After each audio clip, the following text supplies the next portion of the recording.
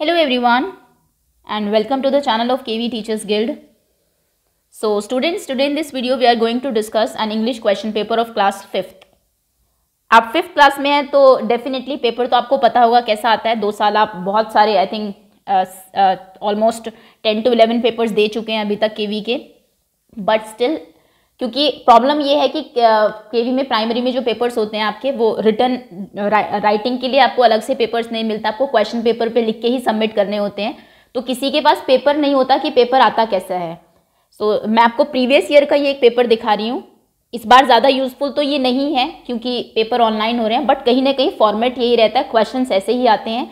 और उससे ज़्यादा इंपॉर्टेंट चीज़ है कि आपको पेपर देख के पता लगेगा. तो मैं आपको एक्सप्लेन करूंगी पूरा किस तरीके से आपको पेपर अटेम्प्ट करना होता है, कैसे आंसर्स लिखने होते हैं, टीचर मार्किंग कैसे करती हैं और आपकी प्रिपरेशन कितनी है इस टाइम पर, कितने क्वेश्चंस आपको इसमें से आते हैं, कितनी और प्रिपरेशन की आपको ज़रूरत है. ऑल्दो अभी PT2 का कुछ है नहीं, कब होंगे आई थिंक आपके जो विंटर ब्रेक है उसके बाद ही होंगे. तब हम लोग रिविजनल वीडियो और जो इस बार जो ऑनलाइन पेपर हो रहे हैं उनका सैम्पल क्वेश्चन पेपर जिस भी तरीके से आपकी मार्किंग स्कीम आएगी उसके अकॉर्डिंग मैं प्रिपेयर करके आपको बता दूंगी. बट थोड़ा एडवांस में आपको बता देते हैं कि अभी कितनी तैयारी है आपकी, क्योंकि आई थिंक PT2 का syllabus most of the KVs में हो चुका है कंप्लीट. तो चलिए शुरू करते हैं. अगर आप नए हैं चैनल पर, ये ज़्यादा इंपॉर्टेंट है, तो सब्सक्राइब कर लीजिए. वीडियो के नीचे राइट साइड में रेड कलर से सब्सक्राइब लिखा होगा, बेल आइकन को प्रेस कर लीजिए. फ़ायदा ये होगा उससे कि कोई भी आपकी क्लास की वीडियोज़ आती है, चाहे वो चैप्टर एक्सप्लेनेशन की है, चाहे वो वर्कशीट की है, इंपॉर्टेंट क्वेश्चंस की है, क्विज की है, आपकी कोई भी वीडियो मिस नहीं होगी. और मैं इतनी गारंटी देती हूँ आपको, अगर आपने सारे जो चैप्टर्स हैं आपके उनको ध्यान से देखा है तो मोस्ट ऑफ द पेपर आपको पता होगा इसमें से. ऑल्दो अभी एक चैप्टर आई थिंक बचा हुआ है जो PT2 में आ रहा है और मैंने नहीं कराया, बट वेरी सून वो भी हम लोग कर लेंगे अभी. Okay, so let's begin now. First reading का पोर्शन होता है आपका और मुझे पर्सनली ये सबसे इजी लगता है बच्चों के लिए, बिकॉज कुछ नहीं करना, आपको सिर्फ एक बार रीड करना है, समझना है इस टॉपिक को और उसके बाद आंसर्स करने हैं. PT1 में आप जानते हैं आपका सीन पैसेज आता है, लेकिन PT2 में आपका अनसीन पैसेज आता है. बुक से नहीं आएगा ये पैसेज आपका.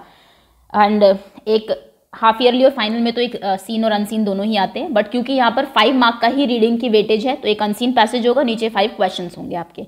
तो पहले आपको पैसेज पढ़ना है, ध्यान से समझना है, उसके बाद क्वेश्चन अटेम्प्ट करने हैं. तो शुरू करते हैं. Once upon a time a crane and a fox lived in a forest. Crane bird होती है, अगर आपने देखी है हिंदी में सारस कहते हैं, और फॉक्स लोमड़ी. एक बार दोनों ही एक फॉरेस्ट में रहते थे. दे वर गुड फ्रेंड्स, वो अच्छे दोस्त थे. One day the fox invited the crane to the feast. एक बार जो फॉक्स है वो इन्वाइट करती है क्रेन को फीस्ट के लिए, खाने के लिए. He made tasty food. He fox है तो वो टेस्टी फूड बनाता है. And served it before the crane on a plate. और एक प्लेट में क्रेन को सर्व कर देता है. The crane could not eat anything. लेकिन क्रेन खा नहीं पाता है because of the long beak. क्योंकि आप जानते हैं क्रेन की जो बीक होती है वो चोंच होती है, बहुत लंबी होती है, तो इसीलिए. और प्लेट बिल्कुल फ्लैट है, इसमें यहाँ पे कुछ रखोगे तो डेफिनेटली बहुत कम वो खा पाएगा, खा ही नहीं पाएगा. But the fox licked all his food. लेकिन फॉक्स जल्दी से पूरा फूड लिक करती है, चाट के खत्म कर देती है. The crane felt insulted. तो क्रेन को इंसल्ट फील होता है कि मुझे बुलाया एक तो फीस्ट के ऊपर, फिर ऐसे उसमें दे दिया कि मैं खा भी नहीं पाया. He decided to teach the fox a lesson. तो वो सोचता है कि मुझे इसको एक लेसन सिखाना चाहिए. Next day he invited the fox. अगले दिन वो फॉक्स को इन्वाइट करता है. He prepared the same tasty food. वो भी उसी तरीके से एक बहुत टेस्टी फूड बनाता है. And placed it in front of the fox inside a narrow glass. एक पतले से ग्लास में ऐसे फॉक्स के आगे सर्व कर देता है. The crane ate easily. अब वो तो चोंच डाल के क्रेन तो खा लेता है. But the fox could not. लेकिन फॉक्स नहीं, क्योंकि उसका मुंह बड़ा है और वो एक पतले से नैरो जो नेक वाला जो वेसल है उसमें सर्व करता है. Now it was the fox turn to remain hungry. और इस बार फॉक्स की टर्न थी भूखा रहने की. ओके, तो ये आपका पैराग्राफ था. क्वेश्चंस देखते हैं. Who were good friends. अच्छे फ्रेंड्स कौन थे? तो यहाँ पर लिखा हुआ है they were good friends. They who crane and fox. So crane and fox. आप इतना भी लिखेंगे तो मार्क्स मिलेंगे, बट मैं इंसिस्ट करती हूँ कि आप कंप्लीट आंसर्स लिखिए. क्रेन एंड फॉक्स, हु की जगह बस ये लिखना है आपको, बाकी तो आप क्वेश्चन से उठा सकते हैं. Were good friends. Okay, next question है आपका. Why did the crane feel insulted. Crane को इंसल्टेड फील क्यों हुआ? Because crane could not eat anything. So आप यहाँ से लिखेंगे द क्रेन, फील की जगह फेल्ट लिखेंगे. आंसर हमेशा पास्ट टेंस में आप लिखेंगे. Felt insulted because he could not eat anything. Okay, वो कुछ खा नहीं पाया था। The crane serve the food in a, crane ने फूड किस में सर्व किया, आपको सिर्फ करेक्ट आंसर चूज करना है, लॉन्ग जार, लार्ज प्लेट या फिर नैरो ग्लास। तो क्रेन ने किया था नैरो ग्लास में। नेक्स्ट क्वेश्चन है find the opposite of the word wide, और वाइड का ऑपोजिट आपको इसमें पैराग्राफ में दिया होता है। वाइड मतलब बहुत चौड़ा और इसका हो जाएगा narrow. Next is the fox taught a lesson to the crane, fox ने क्रेन को लेसन सिखाया, दिस इज फॉल्स, लेसन जो है क्रेन ने फॉक्स को सिखाया था। सो यहाँ पर फॉल्स लिख देंगे आप लोग। ओके, तो ये आपका रीडिंग का सेक्शन था, जैसे मैंने कहा बहुत ईजी होता है, टेक्सचुअल अंडरस्टैंडिंग आपकी बुक के कुछ क्वेश्चन होंगे। Why did all children hate Harry, ये आपका I think the naughty boy something जो चैप्टर है आपका उसमें से लिया गया है, और आंसर है बिकॉज, आप यहाँ लिखेंगे द चिल्ड्रन हेटेड हरी, बच्चे जो है वो हेट करते थे हरी से, बिकॉज क्योंकि ही ऑलवेज, राइटिंग बहुत अच्छी नहीं आ रही, होपफुली आपको समझ आ रही हो, ही ऑलवेज पिंच्ड देम, क्योंकि वो उनको पिंच करता था, हमेशा परेशान करता था, एनॉय करता था, ओके, तंग करता था। Next is why did the barber take so long to shave the sultan, why did the barber take so long to shave the sultan, barber को इतना ज़्यादा टाइम क्यों लगा सुल्तान को शेव करने में। सो आंसर आप लिखेंगे द बार्बर, टेक की जगह टुक लिखेंगे, जैसा मैंने कहा हमेशा पास्ट टेंस में आप आंसर लिखते हैं, so long to shave the sultan, because क्योंकि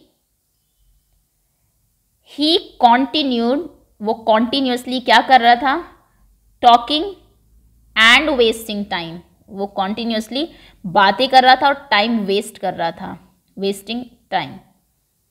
next question is who was Rip's constant companion, Rip का कांस्टेंट कंपेनियन कौन था, कंपेनियन जो हमेशा साथ रहता है। So Rip's constant companion was his dog, उसका डॉग था, आप चाहे तो नाम भी लिख सकते हैं, Wolf. Next is complete the missing word, missing word जो है कंप्लीट करिए।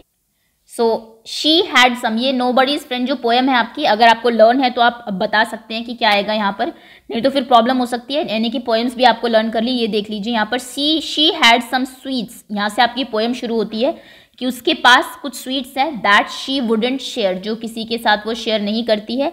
शी हैड अ बुक, उसके पास एक बुक भी है, दैट शी वुडंट लेंड, जो कि वो किसी को नहीं लेंड करती है, देती नहीं है। ओके, सो ये ब्लैंक्स होंगे। आप ये कहने का मतलब है पोएम में कोई आपको पोएम की लाइन देके ब्लैंक्स फिल करने के लिए भी आ सकते हैं, तो पोएम्स आप जरूर लर्न कर लीजिए।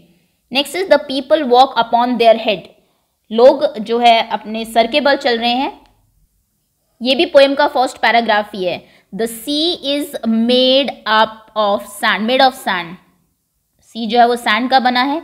The children go to school by night, बच्चे रात को स्कूल जाते हैं, in the topsy-turvy land. Okay, the people walk upon their head, the sea is made of sand, the children go to school by night in topsy-turvy land. Okay, तो ये दो points है आपकी। चलिए, ये आपके टेक्स्ट के क्वेश्चंस हो गए। आगे आते हैं ग्रामर में। Write the rhyming words, rhyming words आपको लिखने हैं। मैटर बहुत सारे हो सकते हैं, charter, night, bright. Next is write two words ending with less, दो वर्ड्स लिखे जो लेस से एंड होते हो, careless and endless, helpless, homeless, doubtless, fearless, कुछ भी लिख सकते हैं आप। Okay, the students are singing, loud की एडवर्ब बनानी है आपको, तो जनरली एडवर्ब बनाने के लिए जो वर्ब होती है आपकी, आप उसमें ly लगा दीजिए, है ना, जोर से, मतलब लाउड मतलब जोर, और लाउडली, बच्चे जो वो लाउडली गा रहे हैं। वैसे सेंटेंस यहाँ तक भी खत्म है कि द स्टूडेंट्स आर सिंगिंग, लेकिन एडवर्ब होती है जो वर्ब को बताती है कि कैसे हो रहा है काम, स्लोली गा रहे हैं, फास्ट गा रहे हैं, या फिर लाउड गा रहे हैं, ये सब। तो लाउडली, लाउड का यहाँ पे एडवर्ब ऐड हो जाएगी ly लगा के। I saw dash a an the, कौन सा आपका आर्टिकल आएगा, angry man in the market, तो एंग्री क्योंकि ए से शुरू हो रहा है, एक एंग्री मैन देखा मैंने, तो यहाँ पर आप एन लिखेंगे।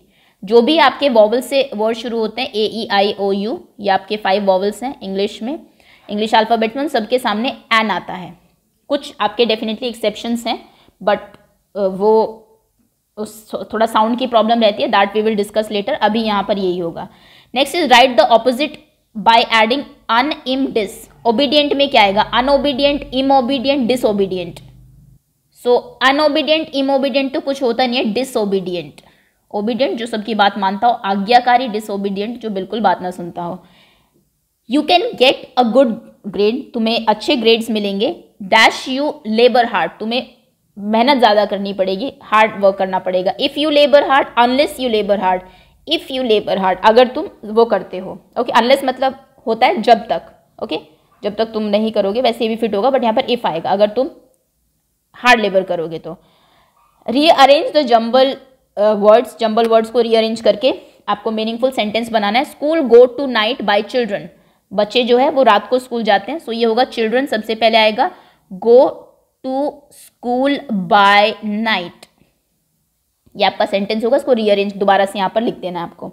रश्मि can not complete his homework, her होना चाहिए, Rashmi can not complete her homework in time, समय से वो अपना होमवर्क कंप्लीट नहीं कर पाते, because her handwriting is, क्योंकि उसकी हैंड राइटिंग क्या है, dash a tortoise, as fast as, tortoise की तरह फास्ट है, एज स्लो एज, टॉर्टोइज की तरह स्लो है, या फिर एज टाइनी एज। तो टॉर्टोइज को आप जानते हैं वो फेमस है, आपने स्टोरीज भी सुनी होगी अपनी स्लोनेस के लिए, slow and steady wins the race, उसमें आपने एक रैबिट और टॉर्टोइज की कहानी भी सुनी है, स्लो है बट स्टेडीली चलता रहता है।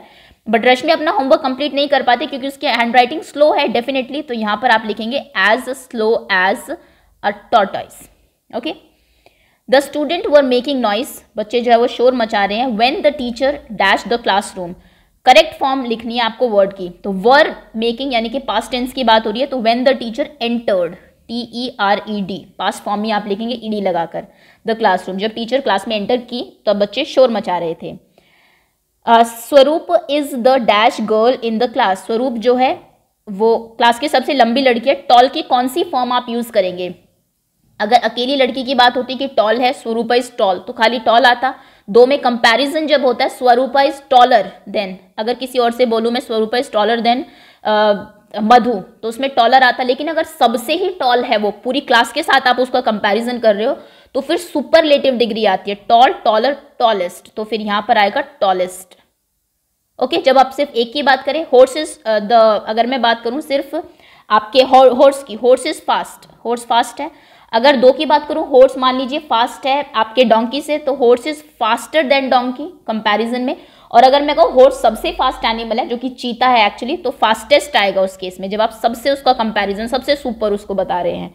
तो यहाँ पर स्वरूपा को आप सबसे लंबी बता रहे हैं पूरी क्लास में, तो टॉलेस्ट आएगा, थर्ड डिग्री आएगी आपकी, डिग्री ऑफ कंपैरिजन अगर आपने पढ़ा है। नेक्स्ट है creative writing, two stories got mixed up in the sentence, दो स्टोरीज आपके मिक्सअप हो गई है सेंटेंस में, सॉर्ट देम आउट, उनको सॉर्ट करिए and write them in the appropriate boxes, appropriate boxes में लिखिए, okay. Gulliver was a sailor, Gulliver एक सेलर था, and Rip was a good nature man, तो रिप वैन विंकल और Gulliver's travel दोनों की स्टोरी आपको मिक्स करके दी हुई है। रिप एक गुड नेचर मैन था, वो बच्चों के साथ खेलता था इसलिए दे लव देम, चिल्ड्रन जो है वो बहुत प्यार करते थे उसको, तो गुड नेचर मैन होगा तभी बच्चों के साथ खेलता होगा, यानी कि तो रिप वाला है। चलो मैं रिप वाली स्टोरी के लिए आर लिखती हूँ, गुलिवर वाले के लिए जी लिख लेते हैं यहाँ पर, ये गुलिवर है, ये रिप है, ये रिप की स्टोरी है। He went to explore a barren land, अब एक्सप्लोर कौन करेगा, जो एक सेलर होगा, तो यानी कि गुलिवर वाला उसका क्वेश्चन है, वैसे भी हमने स्टोरी पढ़ी हुई है हमें पता है। His constant companion was a dog named Wolf, तो ये आपका रिप वाले चैप्टर का कांस्टेंट कंपेनियन वुल्फ था उसका। The field were full of barley rising up 40 feet, ये है आपका गुलिवर वाले का, इसमें बहुत बड़ी बड़ी बारले थी क्योंकि वहां पर सब कुछ ही बड़ा था। ही could not climb up the fence because every step was 6 feet high, वो नहीं चढ़ पाया क्योंकि हर एक स्टेप जो है वो 6 फीट बड़ा था, फेंस को क्लाइंब नहीं कर पाया, ये भी गुलिवर्स ट्रैवल का है। One day he walk to the highest part of the mountain, ये आपका रिप वैन विंकल का है, वो हाइएस्ट पार्ट में पहुंच गया था। A giant farmer took him to his home, एक बड़ा सा फार्मर उसको अपने घर ले गया, ये गुलिवर्स ट्रैवल का है। He slept there for 20 years, वो वहां पर 20 साल सोता रहा, ये रिप का है। अब आपको कुछ नहीं करना, रिप वैन विंकल की जो है he was Rip Van Winkle का Rip was a good nature man, he played with children so he loved them, his constant companion was this, one day he went to the mountain and he slept there for 20 years, ये आप लिख देंगे इसी sequence में। और similarly Gulliver का ये sentence, ये इनको आप इस वाले बॉक्स के अंदर लिख देंगे, दैट्स ऑल, ओके। ये क्रिएटिव राइटिंग का है। नेक्स्ट क्वेश्चन है आपका, look at the picture and right 5 sentences on it, picture को देखिए और इसके ऊपर 5 सेंटेंसेज आपको लिखने हैं। आई थिंक ये द लिटिल बुली जो चैप्टर है आपका, उसके लास्ट में ये पिक्चर आपको दी हुई है, एनसीईआरटी से ही पिक्चर ली हुई है। खैर हम एक एक बच्चे को देख के, क्योंकि देयर आर 5 चिल्ड्रन, हर किसी को देख के बताते हैं कि कौन क्या कर रहा है। यहाँ से स्टार्ट करते हैं। A girl is climbing up the slide, वो स्लाइड को क्लाइंब अप कर रही है। ये क्या कर रहा है, they I think a boy is teasing something और might be pinching, I don't know. A boy is teasing, परेशान कर रहा है वो, the girl. Okay, which is very bad. Next is, एक बॉय यहां पर स्विंग कर रहा है, a boy is swinging, swinging.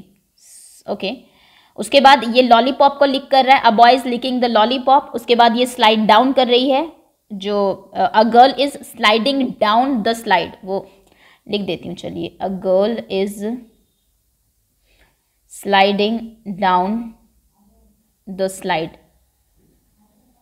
Okay, so that's all. ये आपके 5 सेंटेंसेस हो गए. A boy is licking the lollipop, the lollipop. Okay, तो ये आपके 5 सेंटेंसेस हो गए इसके. नेक्स्ट आपकी कॉम्पिटेंसी पर आते हैं. नेक्स्ट है आपके spellings. Talking together in a group, जब आप बात करते हैं ग्रुप में तो उसे क्या कहते हैं? डी से शुरू होने वाला कोई वर्ड है उसको हम बोलते हैं discussion, CUSSION. Next is a sweet dish after taken after meal, meal के बाद जो आप स्वीट डिश लेते हैं उसको हम बोलते हैं desert, RET.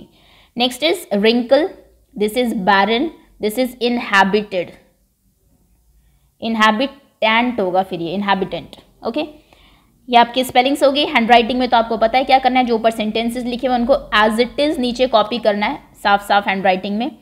News paper, carry, advertisements and all. Okay, so that's all students. ये आपका था क्लास 5 का क्वेश्चन पेपर. होपफुली आपको समझ में आ गया होगा कि कितनी प्रिपरेशन है आपकी, कैसा पेपर आता है और कितनी तैयारी अभी आपको और करनी है, क्योंकि आपके पास टाइम है अभी काफ़ी. PT2 जब तक होंगे आप अपनी प्रिपरेशन रखिए, जितनी भी वीडियोज़ आती हैं उनको ध्यान से देखिए.